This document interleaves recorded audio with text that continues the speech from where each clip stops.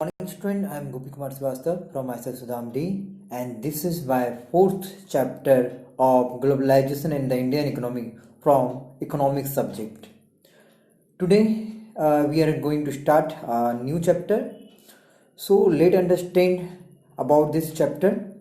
First we have to understand about the globalization. When our country trade with the more than one country, two country, that situation is known as globalization.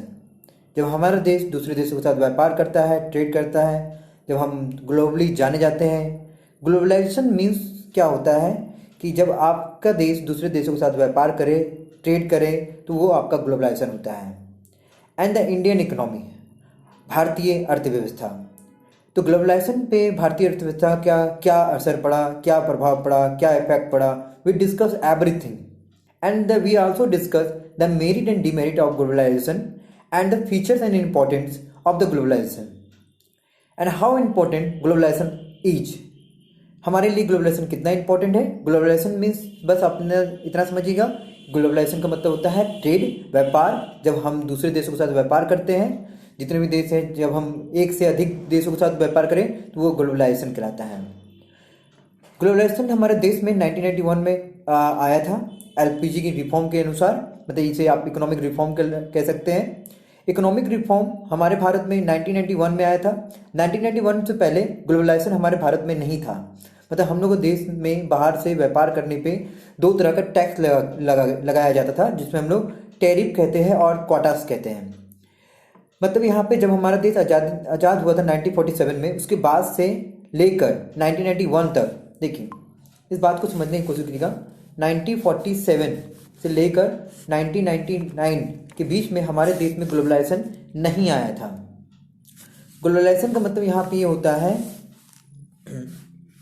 Globalisation का मतलब होता है हाँ, तो आप यहाँ देख सकते हैं 1947 और 1991. तो ग्लोबलाइजेशन का मतलब होता है कि हमारे देश को दूसरे देश के साथ जब व्यापार करें बहुत ही इजीली करें या फिर टैरिफ कम लगे या क्वार्टर्स में कोई बाधाएं ना हो, तो इस तरह का ग्लोबलाइजेशन कहलाता है. आखिर टैरिफ क्या है? टैरिफ एक तरह का टैक्स होता है. This is types of tax and the quarters is the limitation how many quantity we have to purchase from the other country. This is known as quarters and the duty and the tax impose on the import and the export of the good and services, that is known as tariff. तो tariff का मतलब होता है जब goods and service पे जो tax लगता है वो टैरिफ है. और क्वार्टर्स का मतलब होता है जो लिमिटेशन है कि आप कितने बाहर से गुड्स को मंगा सकते हैं. पहले हमारे देश में 1947 के बाद जब हमारा देश आज़ाद हुआ था, तो हमारा देश धीरे धीरे अपने आप को इस्टेब्लिश करने की कोशिश किया. हमारा देश जो है इकोनॉमिक प्लानिंग को लाया था. तो आपको ये अच्छे से चैप्टर को समझने के लिए, इस चैप्टर को जानने के लिए इसके बारे में और भी बातें जानना पड़ेगा. आप इतना जान लीजिए कि 1947 से लेकर 1991 के बीच में हमारा देश उतना ज़्यादा तरक्की नहीं किया था. हमारा इकोनॉमी, इंडियन इकोनॉमी जो था, आर्थिक व्यवस्था जो था, अर्थव्यवस्था जो था, वो बहुत ही लो था. हमारा जीडीपी बहुत ज़्यादा कम था.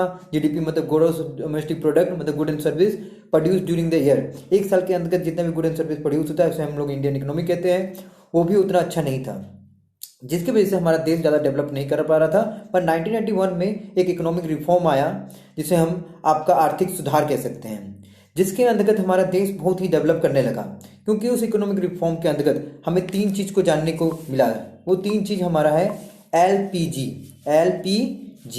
जहाँ एल का मतलब यहाँ पे होता है लिबरलाइजेशन. इकोनॉमिक रिफॉर्म ऐसा रिफॉर्म था जिसके अनुसार हमारा जो इंडियन इकोनॉमी का बदलाव था, जो डेवलपमेंट था, वो बहुत तेज़ी से आया. तो हमारे देश में तीन चीज़ आया है, एल, पी और जी. एल का मतलब होता है लिबरलाइजेशन, पी मतलब प्राइवेटाइजेशन, जी मतलब ग्लोबलाइजेशन. तो ये जो तीन एलिमेंट है, this is also known as economic reform. और ये इकोनॉमिक रिफॉर्म हमारे देश में 1991 में आया था.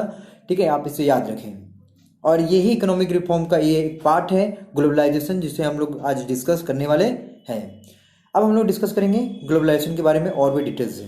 चलिए लेट स्टार्ट.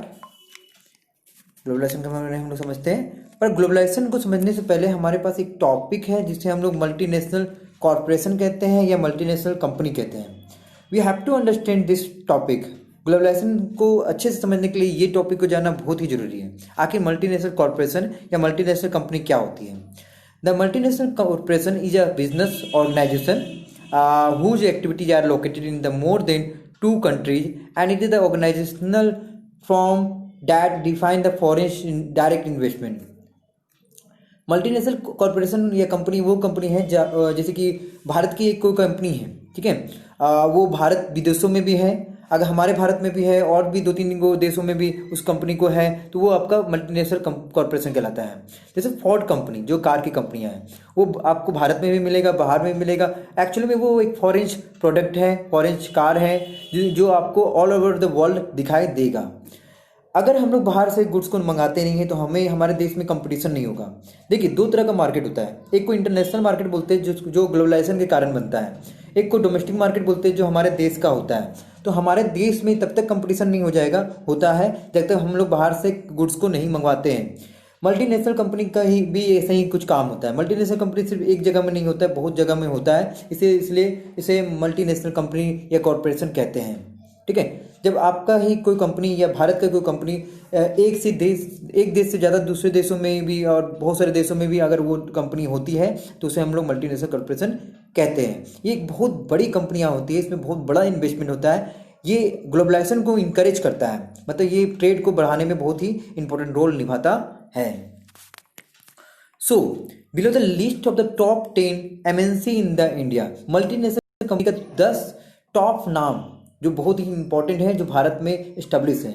ये आपसे कोई भी सवाल पूछ सकता है कि भारत में मल्टीनेशनल कंपनी का नाम बताओ, name some multinational company of the India.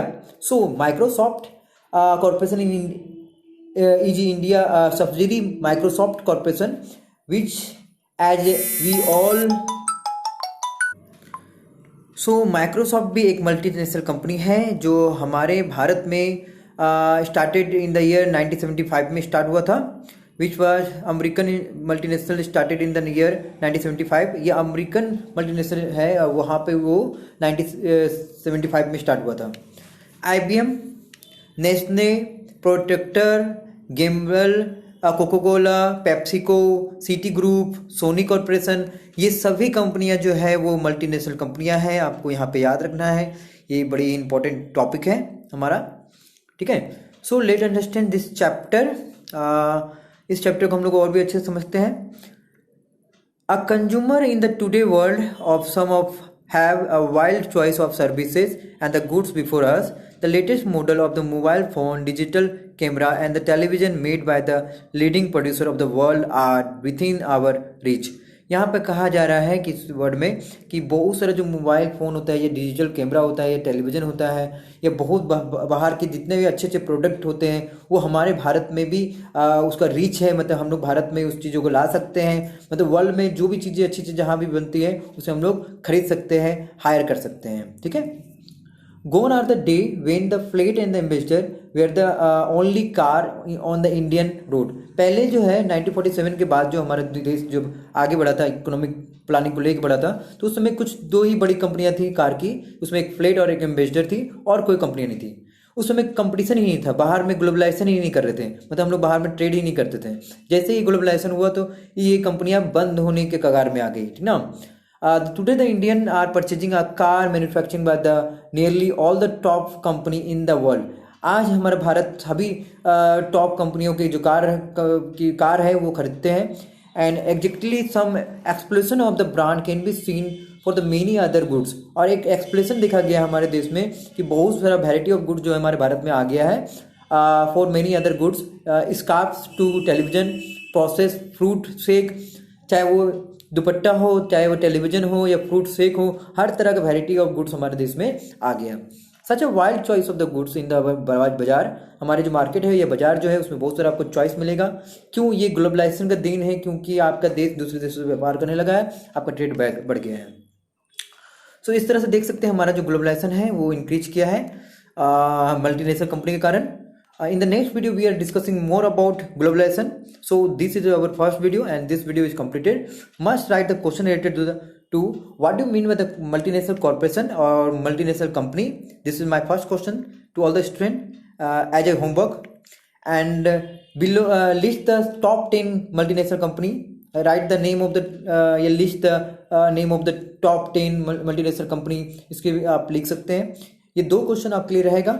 आप इस वीडियो के अनुसार 2 क्वेश्चन को अच्छे से तैयारी करें. So thank you. This video completed.